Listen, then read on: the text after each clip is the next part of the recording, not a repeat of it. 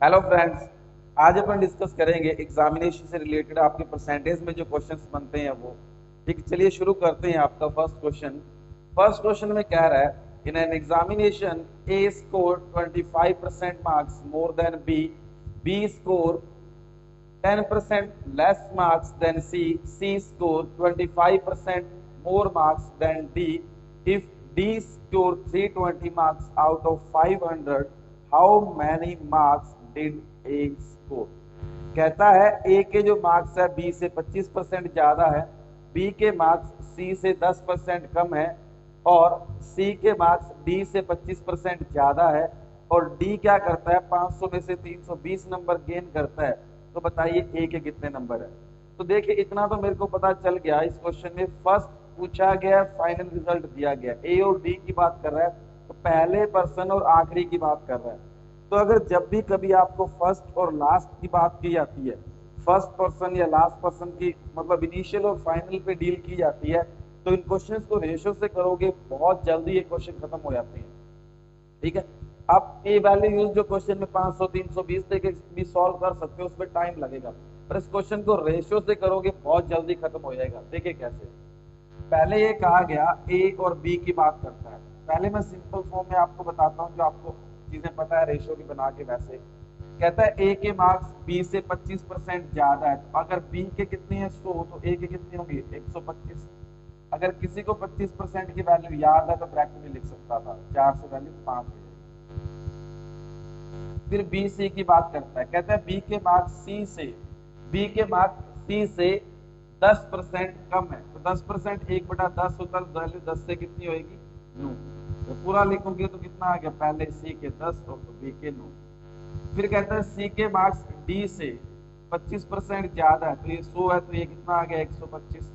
आप रेशियो बनाओगे, रेशियो क्या बन गया आपके पास, ये भी 5 और 4 का। अब एबीसीडी का रेशियो बनाते हैं। अगर पहले दो के अंदर आप ए बी बी सी का रेशियो देखोगे तो कॉमन क्या है बी, तो बी का पार्ट क्या होना चाहिए इक्वल। इक्वल करने के लिए आप क्या करोगे, इस रेशियो को कितने से मल्टीप्लाई करें 9 से, और इस रेशियो को कितने से मल्टीप्लाई करोगे 4 से, तो बी का पार्ट इक्वल हो जाएगा। तो ए बी सी का रेशियो क्या मिल गया आपको, ए 45 बी 36 सी 10 into 4 40। अब ए बी सी और सी डी पे देखो, ए बी सी और सी डी के अंदर कॉमन कौन दिखाई दे रहा है सी, तो सी इक्वल होना चाहिए। तो इस रेशियो को क्या करते हैं 8 से मल्टीप्लाई कर देंगे तो सी वाला पार्ट इक्वल हो जाएगा। तो 8 इंटू 5 से कितना आ गया 40, तो डी कितना आ गया 4 इंटू 8 32। ये क्या आ गया अपने पास ए बी सी डी के मार्क्स का रेशियो आ गया। और क्वेश्चन के अंदर डी के जो नंबर है वो कितने दिए हुए हैं 320, तो 32 किसके बराबर होगा 320 के। एक की वैल्यू कितनी है 10, अगर एक की वैल्यू 10 है तो 45 की वैल्यू कितनी होगी 450। तो ए ने कितने नंबर गेन किए 450। ठीक है, कर सकते हो क्वेश्चन। देखिए एक तरीका तो ये था आपके पास, इसमें देखो रेशियो इक्वेट वगैरह करना पड़ रहा है आपको। दूसरा आप क्या कर सकते हो, रेशियो बिना इक्वेट करके भी आप इस क्वेश्चन को कर सकते हो, वो भी रेशियो मेथड से ही। बट वो मेथड आपका तभी लगता है जब आपका इनिशियल और फाइनल वैल्यू पे वर्क करना होता है। ठीक है, इनिशियल जैसे ए और फाइनल आपका डी। ठीक है, पहले ए और बी के बारे में क्या कह रहा है, ए क्या करता है बी से 25% ज्यादा नंबर लेके आता है। 25% क्या होता है 1/4, तो ये 4 ए कितना होगा 5। फिर क्या कह रहा है बी सी से 10% कम नंबर लेके आता है। 10% 1/10, तो 10 था एक कम हो गया, कितना आ गया 9। फिर कहता है सी डी से 25% ज्यादा नंबर लेके आता है। 25% 1/4, 4 था एक बढ़ गया 5। ठीक है, तो इस वाले पार्ट है 4 इंटू 4 16, 16 टू 10 160, 5 इंटू 5 25 और 225। एक डी के जो नंबर है वो कितने अपने अकॉर्डिंग 160 है, रेशियो में कितने 160, पर क्वेश्चन कितना कह रहा है 320। मतलब एक की वैल्यू यहाँ पे कितनी है 2। अगर एक की वैल्यू 2 है तो इधर भी 2 से मल्टीप्लाई करोगे तो एक के कितने नंबर है 450। एक के कितने नंबर है 450। एक क्वेश्चन यहाँ पे और भी पूछा जा सकता है, आपसे ये पूछ लेगा ए ने कितने परसेंट नंबर गेन किए, ए ने कितने परसेंट नंबर गेन किए। तो आप देखिए ए के कितने नंबर आए, 450, कितने में से, 500 में से, और परसेंट में बदलना इनटू 100। तो ए ने क्या किया, 90% नंबर क्या करता है, गेन करता है। ए क्या करता है, 90% नंबर क्या कर रहा है, गेन कर रहा है। तो डाउट किसी का, क्लियर है सभी को? ठीक है, चलिए नेक्स्ट क्वेश्चन देखते हैं। नेक्स्ट क्वेश्चन में क्या कह रहा है, a student has to secure minimum 35% marks to pass in an examination. कहता है भी कि अगर किसी स्टूडेंट के 35% नंबर आएंगे तो वो एग्जाम में पास हो जाएगा। If he gets 200 marks and fail by 10 marks then the maximum marks are. अब किसी एक स्टूडेंट के 200 नंबर आते हैं और वो 10 नंबर से फेल हो गया, तो मैक्सिमम मार्क्स मतलब पेपर पूछ रहा है कितने नंबर का। ठीक है, तो देखिए अगर पास होने के लिए कितने नंबर चाहिए, 35% नंबर चाहिए। किसी के 200 नंबर आए और 10 नंबर से फेल हो गया, तो अपन क्या करते हैं, अगर उस 10 नंबर से फेल हो रहा है, अगर उस स्टूडेंट्स को 10 नंबर दे दिए जाते हैं तो स्टूडेंट पासिंग मार्क्स पे पहुंच जाएगा कि नहीं पहुंच जाएगा। तो पासिंग मार्क्स कितने होंगे यहाँ पे, 210, 210। 200 से फेल हो रहा था, 200 से फेल हो रहा है 10 नंबरों से, तो 10 नंबर दे देंगे तो क्या हो जाएगा, पास हो जाएगा, पासिंग मार्क्स से पहुंच जाएगा। तो 210 वाला पास हो जाता है, और परसेंट में कह रहा है 35% वाला पास होता है। तो 35% किसके बराबर है, 210 के। मेरे से पूछा गया मैक्सिमम मार्क्स, टोटल मार्क्स कितने हैं। ठीक है, तो 100% आपसे पूछ रहा है, 1% की वैल्यू कितनी है, 210 बटा 35। 100% आपको निकालना है, तो 100% मार्क्स आपसे पूछा गया, तो 210 डिवाइड बाय 35 इंटू 100।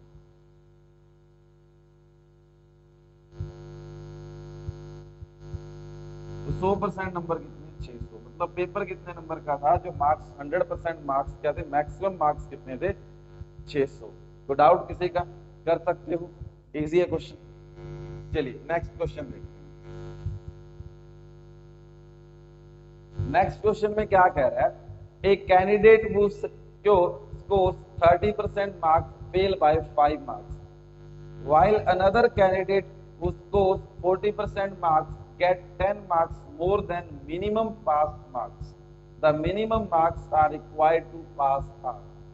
क्वेश्चन में ये कहा गया, एक कैंडिडेट के 30% नंबर आते हैं और वो 5 नंबर से फेल हो जाते हैं। दूसरे कैंडिडेट के 40% नंबर आते हैं और जितने नंबर पास होने के लिए चाहिए होते हैं उनसे वो 10 नंबर ज्यादा लेके आता है। तो आपसे पूछा गया पासिंग मार्क्स कितने हैं, मतलब कितने नंबर वाला पास हो जाता है। तो जब एक पास हो रहा होता है, एक फेल हो रहा होता है, तो मैंने इसके लिए आपको डायरेक्ट रिजल्ट भी बताया था। डायरेक्ट रिजल्ट क्या होता है, परसेंटेज का डिफरेंस किसके बराबर होता है, सम ऑफ मार्क्स के। ठीक है, डायरेक्ट रिजल्ट में भी आप वैल्यू पुट करोगे, इक्वेट करोगे, आंसर आ जाएगा। रिजल्ट क्या था, जब एक पास हो एक फेल हो, चाहे पहला पास हो दूसरा फेल हो, दूसरा फेल पहला, कैसा भी दे रखो, पहला पास दूसरा फेल, पहला फेल दूसरा पास, वो आगे पीछे दे रखे हो, उससे कोई फर्क नहीं पड़ेगा। तो क्या लिखा था, कंडीशन क्या थी, परसेंटेज का डिफरेंस किसके बराबर होता है, सम ऑफ मार्क्स। तो देखिए 30% और 40%, परसेंटेज में डिफरेंस कितने का है, 10% का। मार्क्स में देखोगे एक के 5 नंबर कम आए, एक के 10 नंबर ज्यादा है, तो मार्क्स का सम टोटल कितना हुआ, मार्क्स 15। तो मेरे से पूछा गया पासिंग मार्क्स कितने हैं। क्वेश्चन में अपने को पता है पहले के 30% नंबर आ रहे थे, तो 5 नंबर से फेल हो रहा था, 5 नंबर पासिंग मार्क्स से पूछे। तो मैं क्या करता हूँ, 30% नंबर निकाल कर 5 जोड़ देता हूँ, तो पासिंग मार्क्स मिल जाएंगे। अगर 10% की वैल्यू 15 है, तो 30% की वैल्यू कितनी होगी, 45। अगर किसी स्टूडेंट के 45 नंबर आएंगे तो 5 नंबर से क्या हो जाएगा, फेल होगा, क्योंकि 30% वाला 5 नंबर से फेल होगा। मेरे से पूछा गया पासिंग मार्क्स कितने हैं, तो 5 नंबर दे देते हैं, जोड़ देते हैं, तो कितने नंबर वाला पास होता है, 50 वाला पास होता है। क्लियर है सभी? ठीक है, देखिए अगर ये तो डायरेक्ट रिजल्ट था, मैंने आपको बताया। अगर किसी को ये रिजल्ट नहीं पता तो आप क्या कर सकते हैं, पूरे मेथड से भी कर सकते हैं। देखिए यहाँ के आपके पासिंग मार्क्स हैं,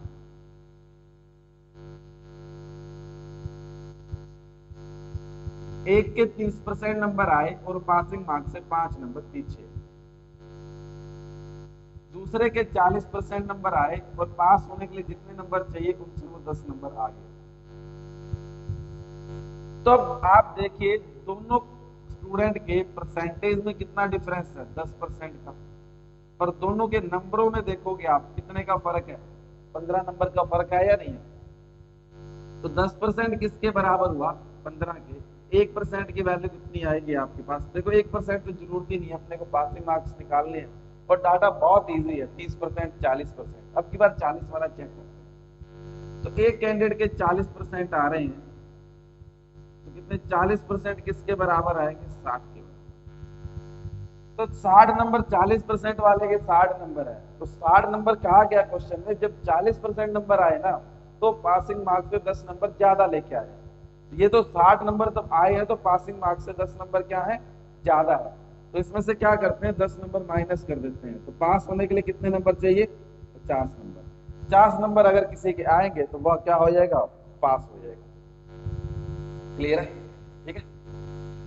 नेक्स्ट क्वेश्चन देखिए। नेक्स्ट में क्या कह रहा है, student score 30% marks and fail by 45 marks, another student score 42% marks, score 45 marks more than passing marks, find passing marks. Same इसी तरह का क्वेश्चन है, एक फेल हो रहा है एक पास हो रहा है, पहला फेल है दूसरा पास है। पहले के लिए कह रहा है एक स्टूडेंट के 30% नंबर आते हैं तो जितने नंबर पास होने के लिए चाहिए उससे 45 नंबर उसके कम आए। दूसरे स्टूडेंट के 42% नंबर आते हैं और जितने नंबर पास होने के लिए चाहिए उससे 45 नंबर ज्यादा आते हैं। तो आपसे पूछा गया पासिंग मार्क्स कितने हैं। तो अभी मैंने आपको बताया था एक पास हो रहा होता है एक फेल हो रहा होता है, ठीक है। तो क्या होता है, परसेंटेज का डिफरेंस किसके बराबर हो जाता है, सम ऑफ मार्क्स के, ठीक है। तो अगर अब यहाँ पे आप परसेंटेज का डिफरेंस देखोगे 42% और 30% में डिफरेंस कितने का है, 12% का। परसेंटेज का डिफरेंस कितना है, 12 का। क्योंकि एक क्या हो रहा है, पास हो रहा है, दूसरा क्या हो रहा है, फेल हो रहा है। तो क्या करते हैं, परसेंटेज का जो डिफरेंस है किसके बराबर कर दोगे, सम ऑफ मार्क्स। 12%। अब मार्क्स कितने हैं, 45 नंबर कम आए पहले के, दूसरे के 45 नंबर ज्यादा आए। तो मार्क्स का टोटल कितना आ गया, 45 प्लस 45 90। 12% किसके बराबर है, 90। अब मेरे को चाहिए पासिंग मार्क्स मेरे से पूछेंगे, ठीक है। तो अगर मैं पहले 30% नंबर निकाल कर उसमें 45 नंबर जोड़ दूं तो पासिंग मार्क्स तो पहुंच जाऊंगा। क्योंकि पहले के 30% नंबर आते हैं तो वो 45 नंबर से फेल हो रहा है, तो अपन क्या करते हैं 30% नंबर निकाल कर उसमें 45 जोड़ देंगे तो पास हो जाएगा। या फिर आप क्या करोगे, दूसरे स्टूडेंट के 42% मार्क्स निकालो उसमें से 45 नंबर माइनस कर दो तो भी पासिंग मार्क्स आ जाएंगे, ठीक है। तो किसी में से वैल्यू पुट करके आप कर सकते हो। 12% 90 के बराबर है, 1% की वैल्यू कितनी आ गई, 90/12। तो 30% की वैल्यू कितनी आएगी, 90/12 इंटू 30, 10 हो जाएगा, 4 2 45, ठीक है। तो 30% की वैल्यू कितनी है, 225। अगर किसी के 225 नंबर आएंगे तो वो क्या होगा, 45 नंबर से फेल हो जाएगा। तो पासिंग मार्क्स चाहिए तो इसमें क्या करते हैं, 45 नंबर जोड़ देते हैं तो कितने नंबर वाला पास हो जाएगा, 270 नंबर वाला क्या हो जाएगा, पास हो जाएगा। तो जिस स्टूडेंट के क्या होंगे 270 नंबर आएंगे वो क्या हो जाएगा, पास हो जाएगा। क्लियर है सभी को, ठीक है।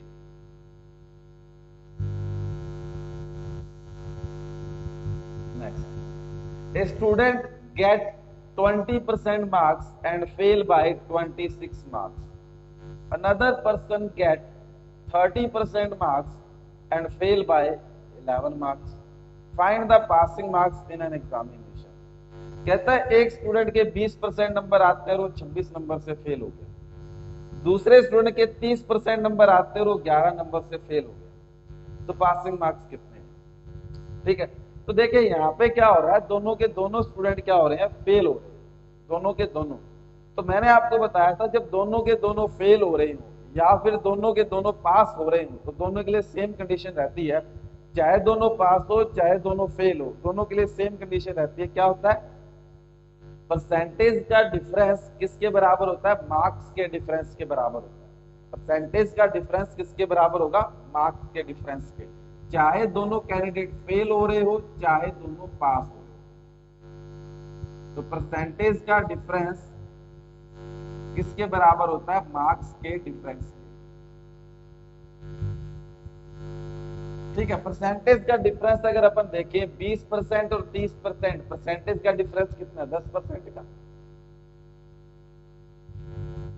मार्क्स का डिफरेंस देखें 26 नंबर और 11 नंबर में फर्क कितना है, 26 11 में 15 नंबर का। तो अब मैं क्या करता हूं, 30% 20% नंबर निकाल कर, 20 निकाल लो 30% निकाल लो, कोई फर्क नहीं पड़ता, आंसर सेम ही आएगा। तो मैं क्या करता हूँ, 20% नंबर निकालता हूं और उसमें 26 जोड़ दूंगा तो पासिंग मार्क्स पता चल जाएंगे। क्योंकि 20% नंबर आने पे तो 26 नंबर से फेल हो रहा था, तो अपने को पासिंग मार्क्स चाहिए, 26 नंबर उसे देने भी तो पड़ेंगे। तो क्या करते हैं, 20% नंबर निकाल लेते हैं, इधर इंटू 2 करोगे इधर भी 2 करोगे, तो 20% नंबर है वो किसके बराबर आ जाएंगे, 30 के बराबर आ जाएंगे। अगर 30 नंबर आएंगे तो 26 नंबर से फेल हो रहे हैं, मैंने 26 नंबर दे दिए, तो पास होने के लिए कितने नंबर चाहिए, ठीक 6। ठीक है, चलो एक बार इसे मेथड से भी कर लेते हैं इस क्वेश्चन को। देखिए यहाँ कहीं आपके पासिंग मार्क्स,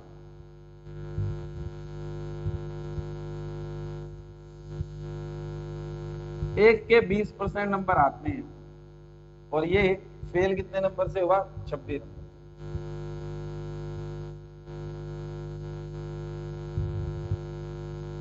दूसरे के 30% नंबर आते हैं और ये 11 नंबर से फेल हुए। तब आप देखिए दोनों के परसेंट में कितना फर्क है, 10% का।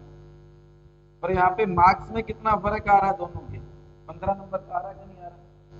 तो 10% किसके बराबर है, 15 के बराबर है, तो 20% की वैल्यू कितनी आएगी, 20। अगर पहले के 30 नंबर आते हैं, मतलब यहाँ पे है वो 30 नंबर आए और वो क्या हो रहा है, अभी पासिंग मार्क्स से 26 नंबर पीछे है या नहीं है, तो इसे क्या करते हैं, 26 नंबर दे दूंगा तो मैं यहाँ से इस पोजीशन पे आ जाऊंगा, पास हो जाएगा। 30 प्लस 26 करोगे तो 56 मार्क्स वाला जो स्टूडेंट है वो क्या हो जाता है, पास हो जाता है। यही पूछा गया था आपसे, पासिंग मार्क्स कितने हैं, 56 मार्क्स वाला स्टूडेंट क्या हो जाएगा, पास। क्लियर है सभी। नेक्स्ट कहता है, a student get 30% marks in an examination which are 15 marks more than passing marks. Another student get 45% marks which are 45 marks more than passing marks. Find the total marks and marks of A. अब की बार question में दो चीजें पूछ ली गई, ठीक है, क्या क्या। पहला तो क्या क्या है, कह रहा है क्वेश्चन में, कहता है पहले स्टूडेंट के 30% नंबर आते हैं, ठीक है, और जितने नंबर पास होने के लिए चाहिए होते हैं उससे वो 15 नंबर ज्यादा लेके आता है। दूसरे स्टूडेंट के 45% नंबर आते हैं और जितने नंबर पास होने के लिए चाहिए उससे वो 45 नंबर ज्यादा लेके आता है। तो आपसे पूछा गया भी पेपर कितने नंबर का था, टोटल मार्क्स मैक्सिमम मार्क्स कितने हैं और ए के मार्क्स कितने हैं, आपसे पूछा गया। ठीक है, तो देखिए अब इस क्वेश्चन में दोनों के दोनों पास हो गए। जब दोनों के दोनों पास हो गए या फिर दोनों के दोनों फेल हो, तभी क्या बताया था आपको, परसेंटेज का जो डिफरेंस होगा, परसेंटेज का जो डिफरेंस होगा वो किसके बराबर होगा, मार्क्स के डिफरेंस के। ठीक है, तो वही अप्लाई करते हैं। अब की बार क्या हुआ, दोनों के दोनों पास। क्या करना है, परसेंटेज का जो डिफरेंस है किसके बराबर है, मार्क्स के डिफरेंस के। तो बताओ परसेंटेज का डिफरेंस कितना है, 30% 45%, परसेंटेज का डिफरेंस दोनों में कितना है, 15%। मार्क्स का डिफरेंस कितना है, 15 नंबर 45 नंबर, डिफरेंस कितना, 45 15 में 30। अपने को चाहिए टोटल मार्क्स 100%। तो देखिए अगर मैं दोनों साइड 15 से डिवाइड कर दूं तो 1% की वैल्यू कितनी है? 2। अगर दोनों साइड 15 से डिवाइड करोगे 1% की वैल्यू कितनी है? 2। अब अगर मैं 100% पता कर लूं तो मेरे को ये पता चल जाएगा भी टोटल मार्क्स कितने, पेपर कितने नंबर। ठीक है, 1% की वैल्यू 2 है तो 100% की वैल्यू कितनी आई? 200।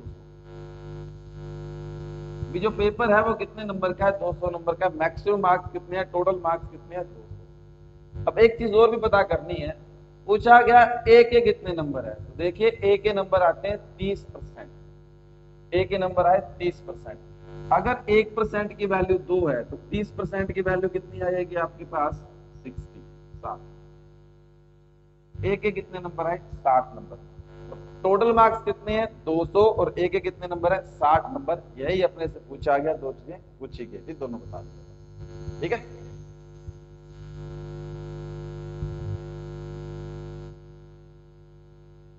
नेक्स्ट देखिए, in it taste student got 30% marks and failed by 25 marks. In the same test, another student got 40% marks and scored 25% marks more than the initial minimum pass marks.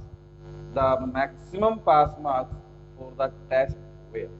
देखिए question बहुत बढ़िया है ये। ठीक है, देखो क्वेश्चन में क्या कह रहा है, एक स्टूडेंट है जिसके 30% नंबर आते हैं और वो 25 नंबर से फेल है। दूसरा स्टूडेंट जो है उसके 40% नंबर आते हैं और जितने नंबर पास होने के लिए चाहिए होते हैं उससे 25% ज्यादा नंबर लेके आता है। तो आपसे पूछा गया मैक्सिमम पास मार्क्स क्या होगा।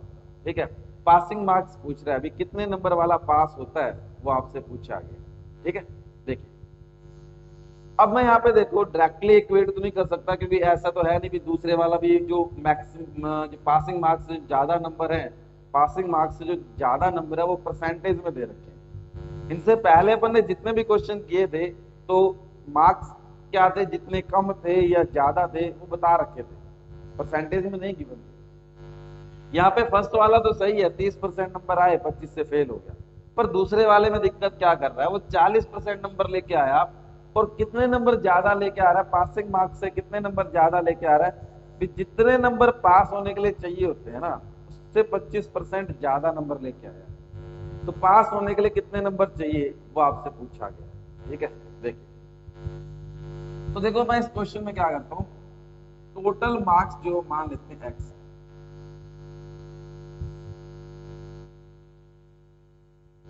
ठीक है, मैक्सिमम मार्क्स, टोटल मार्क्स कितने हैं? पहले कैंडिडेट के टोटल मार्क्स के कितने परसेंट गेन कर रहा है? 30%। और वो 25 नंबर से फेल हो रहा है, अपने से 25 नंबर दे देते हैं पास हो गए। 25 नंबर से क्या हो रहा था? फेल हो रहा था, 25 नंबर दे दिए पास हो गए। कह रहा है दूसरा कैंडिडेट टोटल मार्क्स के 40% नंबर लेके आता है और कितने नंबर ज्यादा लेके आता है? जितने नंबर पास होने के लिए चाहिए होते हैं उससे 25% ज्यादा। तो पास होने के लिए आपको x इंटू 30/100 प्लस 25 नंबर चाहिए कि नहीं चाहिए? तो यही नंबर इसका 25% ज्यादा नंबर लेके आए, ये बोला गया।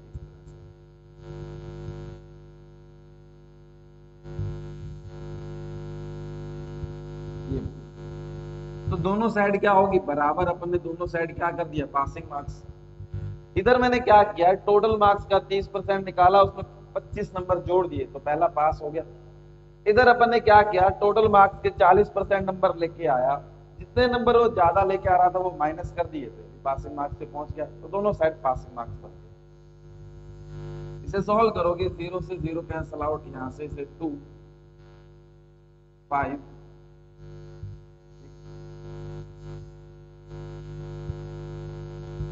तो आपके पास बन गया 3x/10 plus 25 2x/5 minus 1/4 bracket के अंदर मल्टीप्लाई में आएगा तो कितना आएगा? 3x/40 plus 25/4। अब ब्रैकेट के बाहर अगर माइनस का साइन है, अंदर के साइन बदल जाते हैं, तो अंदर के साइन बदलेगा, ये प्लस भी किसका हो जाएगा, माइनस का हो जाएगा, 3x बटा 40 भी माइनस। अब x की वैल्यू एक साइड कर लेते हैं, दूसरी वैल्यू एक साइड कर देते हैं, तो 3x by 10 minus 2x upon 5, 3x by 40 equal to minus 25 by 4, 25 plus का इस साइड आके माइनस। ठीक है, अब 10 5 40 का एलसीएम क्या आएगा, 40। तो 10 को 40 बनाने के लिए 4 से 4 को 3 से किया 12x, 5 को 40 8 से 8 को 2 से किया 16x प्लस 3x, इसके बराबर है -25, 4 को 25 से मल्टीप्लाई करोगे -100 डिवाइड बाय 4 से 40 10 टाइम कैंसिल हो जाएगा, तो 12 प्लस 3 15, 15 माइनस 16 माइनस x और -100 माइनस 125, माइनस का 125 और 10 से मल्टीप्लाई होगा माइनस का 1204, माइनस माइनस प्लस x की वैल्यू कितनी आ गई, 1200। मीन्स आपके जो टोटल मार्क्स थे, जो पेपर था वो कितने नंबर का था, 1250 नंबर का पेपर था। अपने से टोटल मार्क्स नहीं पूछा गया, अपने से पूछा गया है पासिंग मार्क्स कितने, पास होने के लिए कितने नंबर चाहिए। तो पास होने के लिए कितने चाहिए, टोटल मार्क्स का 30% निकाल कर उसमें 25 नंबर जोड़ दो तो पासिंग मार्क्स आएंगे। ठीक है, तो पास होने के लिए जो नंबर चाहिए, टोटल मार्क्स है 1250, इसका 30% नंबर पे आएंगे तो जो स्टूडेंट है वो फेल हो जाए। 30% मतलब 375 नंबर आए तो फेल हो रहा है। अभी कितने नंबर से, 25 नंबर से, जैसे 25 नंबर दे दो तो 400 वाला पास हो जाए। पास होने के लिए कितने नंबर चाहिए, 400। क्लियर है, सभी कर सकते हो। ये तो था आपका पूरा प्रॉपर मेथड। इस क्वेश्चन को अगर मेथड से करना चाहो तो कैसे करोगे, ठीक है। अब चाहो तो इस क्वेश्चन को ऑप्शन से भी कर सकते हो, ऑप्शन से भी कर सकते हो। देखिए इसे ऑप्शन से कैसे करोगे,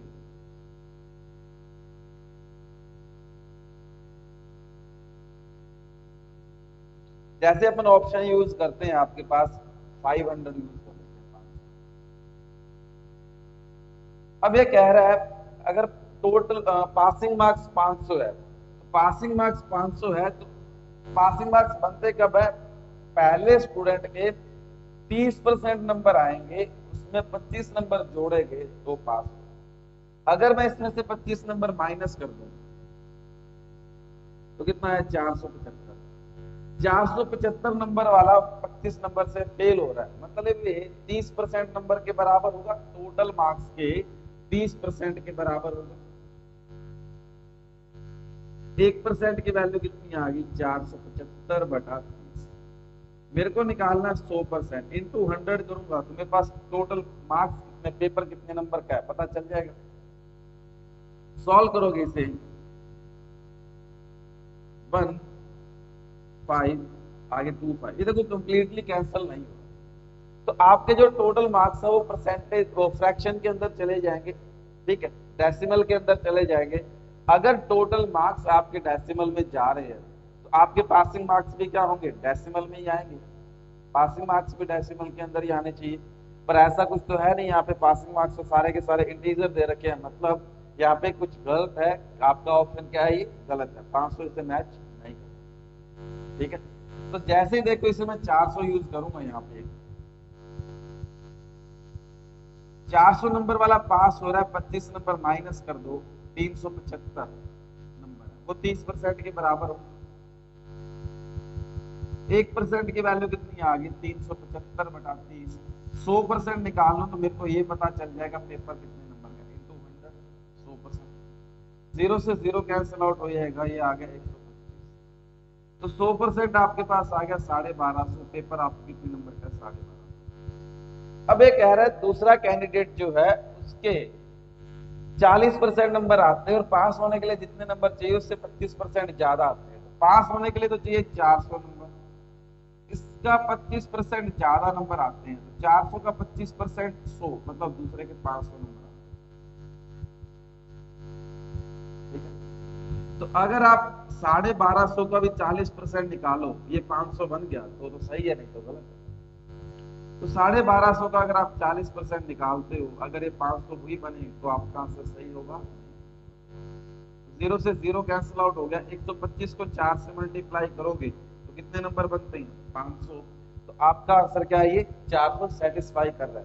तो 400 वाला क्या होता है? पास होता है। Passing marks, maximum passing marks क्या आपके? 400। क्लियर है सभी? ठीक है, कर लोगे?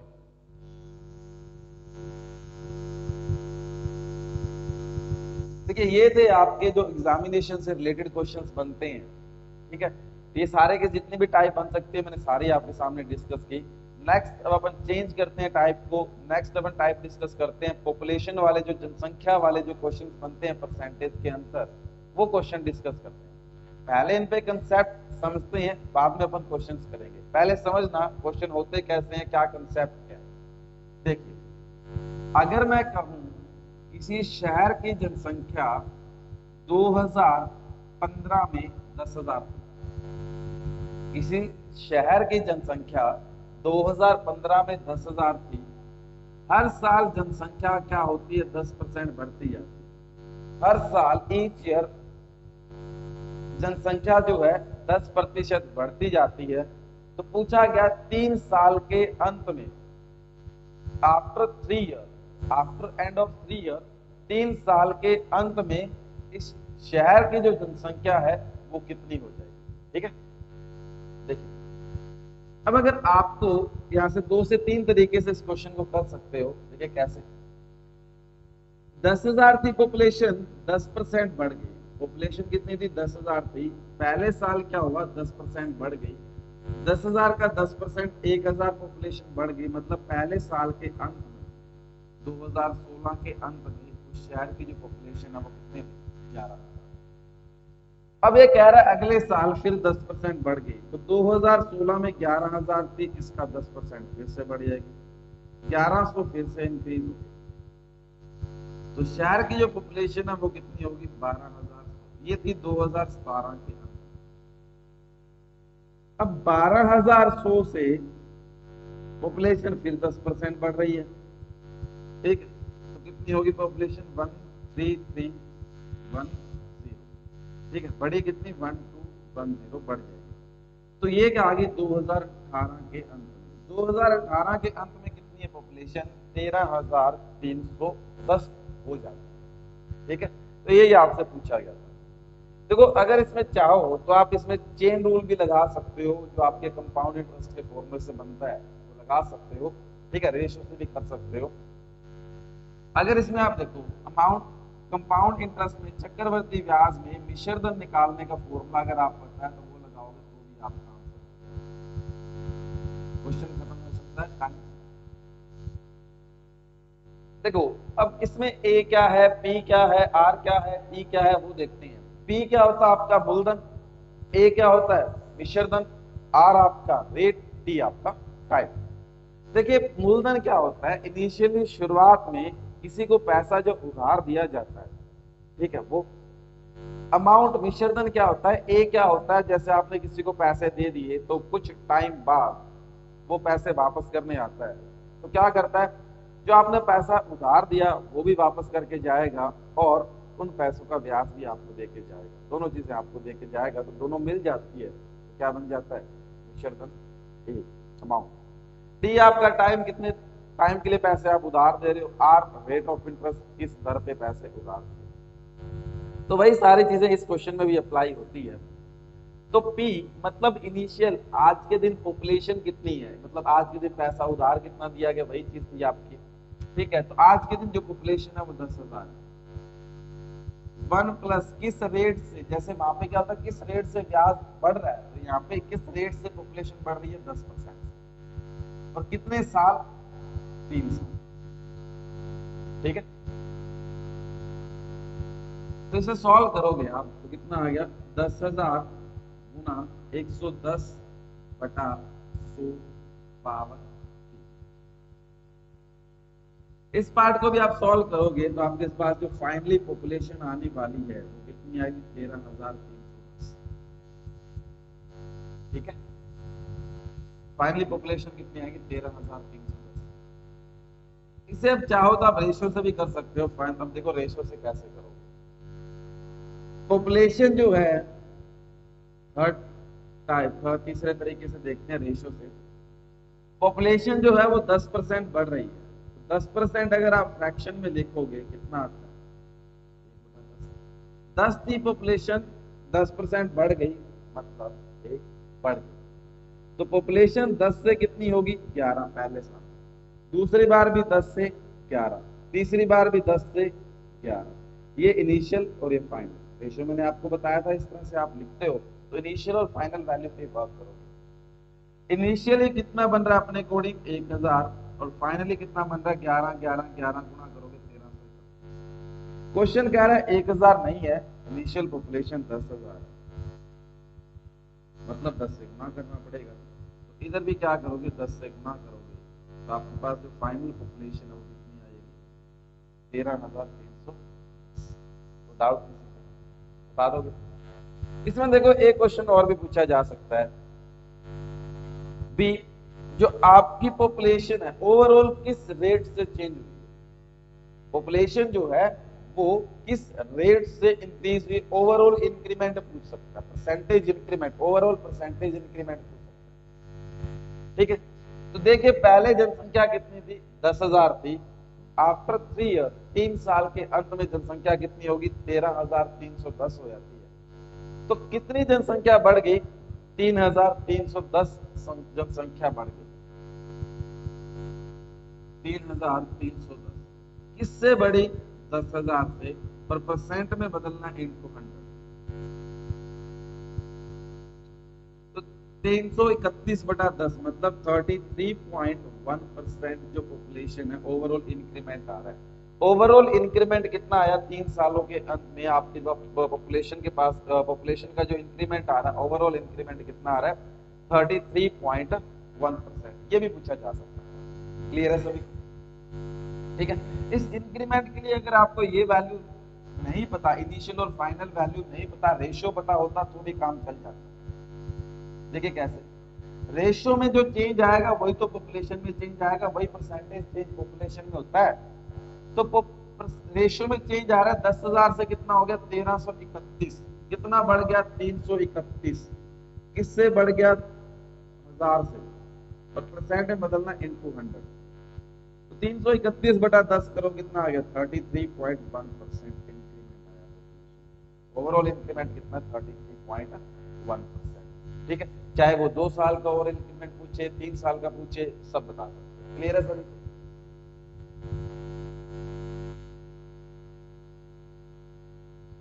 अब अपन पॉपुलेशन डिक्रीज करते हैं। मान लेता हूं किसी शहर की जो इनिशियल पॉपुलेशन है वो 20,000 है।